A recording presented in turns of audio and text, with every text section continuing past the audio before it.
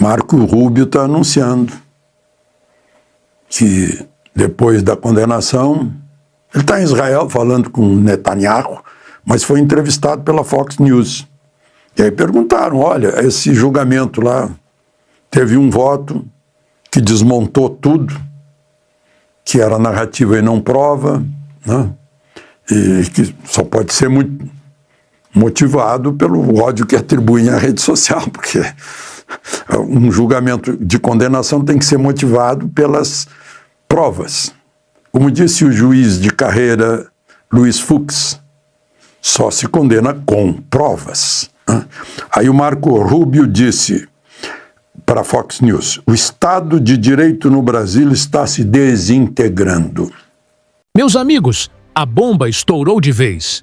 As sanções impostas pelos Estados Unidos começaram a fazer efeito e o jogo virou dentro do STF. Paulo Figueiredo trouxe à tona informações quentíssimas sobre uma mudança histórica que pode abalar as estruturas do Supremo e colocar vários ministros contra a parede. Deixe o seu like, inscreva-se no nosso canal e compartilhe este vídeo com seus amigos. Cada gesto faz a diferença e nos ajuda a continuar trazendo informações importantes para você. Juntos, somos mais fortes e conseguimos alcançar muito mais pessoas. Conto com você. Marco Rubio está anunciando que depois da condenação, ele está em Israel falando com Netanyahu, mas foi entrevistado pela Fox News.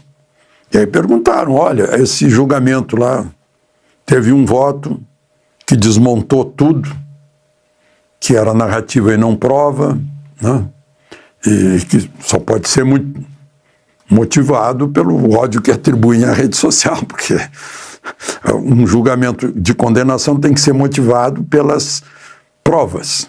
Como disse o juiz de carreira Luiz Fux, só se condena com provas.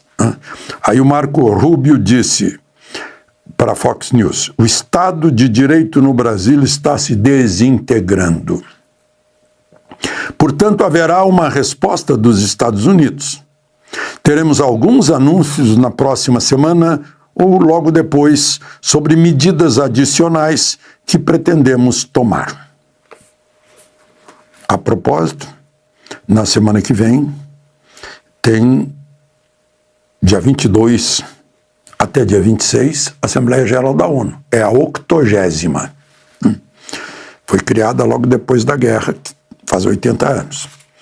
E a tradição é que o presidente do Brasil é que abra a Assembleia com discurso. Porque o primeiro presidente da Assembleia Geral da ONU foi um brasileiro, Oswaldo Aranha, né, em cuja sessão foi criado o Estado de Israel, né, sob cuja presidência. E faltam vistos para completar a comitiva de Lula. E o Itamaraty diz que ainda não receberam os vistos.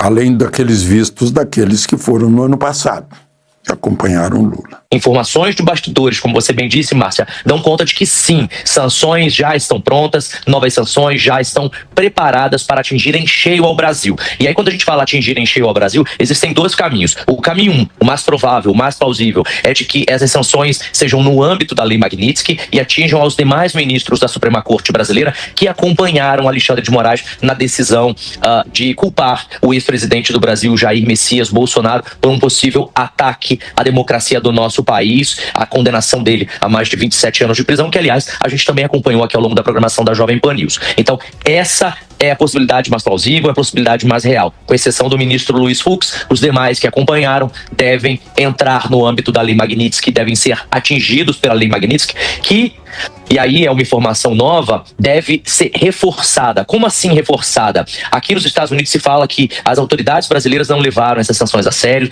que os bancos brasileiros não estão respeitando a Lei Magnitsky e que, por causa disso, ela deve ser apertada pelo governo americano. Deve haver já na próxima semana, além da inclusão desses novos nomes, uma cobrança muito maior, um esforço muito maior por parte do governo americano para que, de fato, a Lei Magnitsky seja colocada em prática aí no Brasil. O que por aqui se diz que não está sendo feito. Que o voto do ministro Fux fortalece bastante o fato, não é uma opinião, o fato de que há violações de direitos humanos ocorrendo nesse processo e em tantos outros. Uma coisa que o ministro Fux fez foi basicamente dizer que o Donald Trump tinha razão em sancionar o Alexandre de Moraes, porque ele fala textualmente que a corte viola a Declaração Universal de Direitos dos Homens e o Pacto de São José da Costa Rica. Ele diz isso literalmente durante mais de uma vez, que são dois tratados internacionais do qual o Brasil é signatário, que são garantidores de direitos humanos. Então ele basicamente está dizendo que o STF está sim violando direitos humanos, que é a base para a lei Magnitsky. Ou seja, né,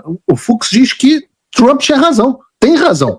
Sobre isso, inclusive, você pode analisar, no voto do ministro Fux, isso para mim ficou um pouco implícito e não tão explícito, talvez, mas ele fala, por exemplo, que houve uma clara violação do devido processo legal. O devido processo legal não é só uma garantia legal ou constitucional do ordenamento jurídico brasileiro.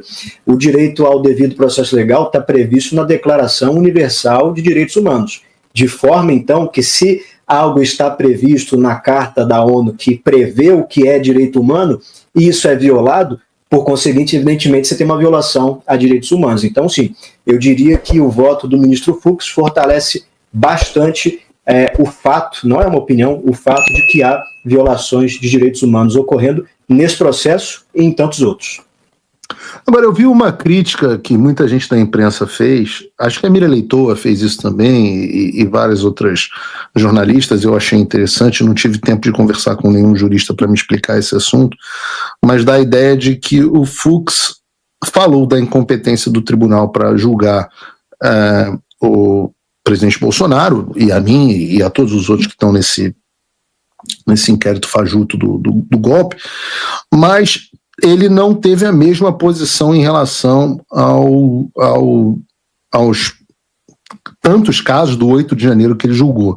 Tem uma explicação para isso? Bom, de fato, o ministro Luiz Fux, e aí já entra na opinião, né, errou, na minha visão, em vários momentos. Um momento que eu tenho certeza absoluta que ele errou foi no caso do Daniel Silveira, que é quase que um caso inaugural da perseguição de maneira mais explícita, né? Mas eu acho que, no fim das contas, o que importa é o dia de ontem e o que ocorreu no dia de ontem. Eu prefiro um ministro Fux que vota de maneira correta e vota baseado na lei, na Constituição, admitindo até eventualmente os erros que possa ter cometido, do que um ministro que prefere não rever as suas posições, não rever os seus votos. Então, eu não sei o que levou o ministro Fux a mudar de posição, e quando a gente fala mudar de posição também um pouco relativo, porque sobre a questão do foro, ele nunca mudou de posição, né? Ele foi contra a mudança do entendimento. Mas falando sobre esses casos de maneira mais específica, como citei aqui o Daniel Silveira, e agora ele votando pela absolvição de quase todos os réus, a única coisa que eu tenho a pensar é que me deixa muito feliz e satisfeito, como diz a frase, né, da Idade Média, de saber que ainda existem juízes em Berlim, né? E na nossa interpretação brasileira, que ainda existe um juiz com apreço à lei e à Constituição em Brasília, ainda que eventualmente tenha cometido alguns erros no passado. Alexandre de Moraes acaba de condenar Bolsonaro a 27 anos e 3 meses. Pode ter alguma variação, mas não sairá muito disso. O que fazer agora? Primeiro, essa pena ela é definitiva, porque tem os embargos de declaração, e 4 votos já são nesse sentido, eles mesmos que vão julgar. Tem a possibilidade de embargos infringentes para o plenário, mas isso é uma possibilidade. Então, para uma análise inicial, essa pena é definitiva. Cabe a quem agora agir? Ao Congresso Nacional. Ao Congresso Nacional, votando imediatamente a anistia. Mas vejam que, nas considerações sobre a aplicação da pena, Alexandre de Moraes já disse que, olha, que não cabe indulto pelo presidente, não cabe o perdão pelo Poder Judiciário e não cabe anistia pelo Congresso. Ele já disse o que o Congresso pode ou não pode fazer. Então eu quero saber dos senhores parlamentares se os senhores nos representam ou se são covardes para ficarem com medo do que o Supremo Tribunal Federal vai fazer no futuro. Então, a população brasileira, Agora o momento é de pressão total sobre a Câmara dos Deputados para votar a anistia. Depois a gente vê o que fazer. E não votar absolutamente nada se a anistia não for votada. Parlamentar que votar outro tema que não seja anistia é um covarde, está traindo a pátria, está traindo a população brasileira de quem ele foi buscar votos em 2022. Então, pessoal, vamos nos manter mobilizados, pressão total do Congresso Nacional. E se for necessário, nós vamos partir para uma paralisação nacional.